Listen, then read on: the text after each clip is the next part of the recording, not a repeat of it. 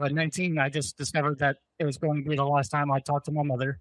So this is like right after I'm going through the stuff with my father. So I went to basic training, failed out, wasn't good at rifle marksmanship.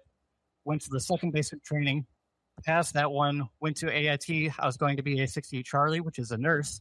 I ended up failing out of that school about 5 weeks in because there was a 70% dropout rate. Didn't know that when I signed the contract.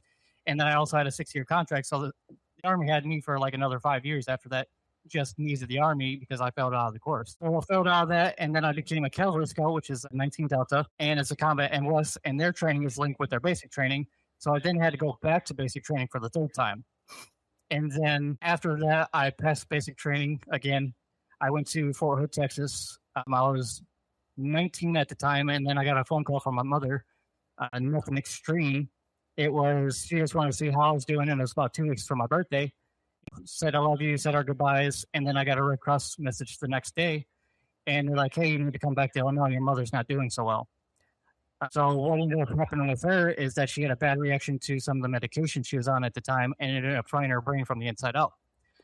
So at 19, I just discovered that it was going to be the last time I talked to my mother.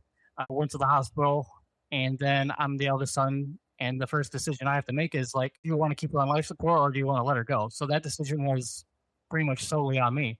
I ended up deciding to let her go, but as I was making that decision with my aunt in the room, the nurse comes in. They're like, "Hey, there's nothing we can do." So heading to my first unit after all these events are happening in my life, I had to sit there and watch my mother die.